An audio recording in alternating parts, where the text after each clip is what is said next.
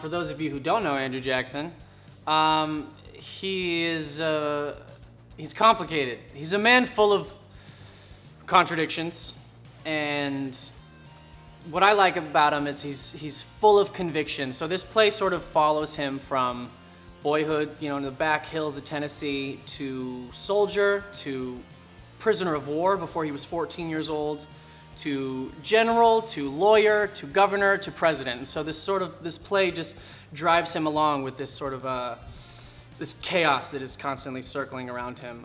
So he's been fun to dive into because he's complicated and he keeps putting his foot in his mouth, which is really fun.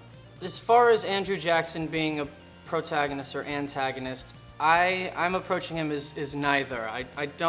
What I like about him is similar to current presidents or past presidents. There are fans and there are not so fans. So I like to see similarities between, let's say, the show was being written when George Bush was in office, and there were similarities. It was this charismatic, charming guy that just kept getting himself in trouble and couldn't quite figure out what to do. And then Obama came into office, and there's still parallels between the two. He was the man of the people, he was a Democrat, founder of the Democratic Party, and he gave a voice to the voiceless, which I think Andrew Jackson does, but not everyone was a fan of him.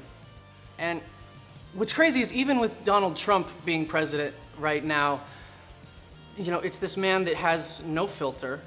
It's this man who, with the travel ban in the Middle East, and Andrew Jackson was doing the same thing with the Native Americans, there's always something that you're gonna like about him, there's something that you're not gonna like about him. And so I try to approach it as neither.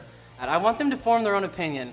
I think what's great about this show is when, they sort of built it in the format of a rock concert. And so, what I like to think about is late 90s, early 2000s emo punk rock, like Green Day or Incubus or even like Slipknot.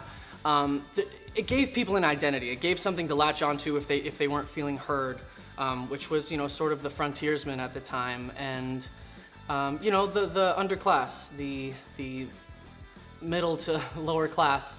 It gave them a voice and an identity. They felt represented. But then, there are always the parents that are like, that music's not good. So it's really fun to sort of play onto that sort of rock star mentality of it. I think this is an interesting show to sell because no one quite understands it from the title.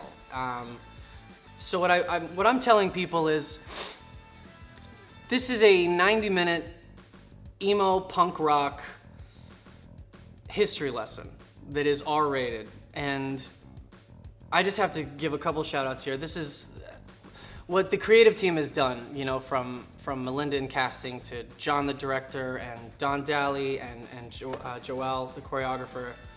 They've assembled a small cast, so they all have to wear, so many different hats, literally and figuratively, 4 or 5 different characters, and they also found quadruple threats, so they're all musicians.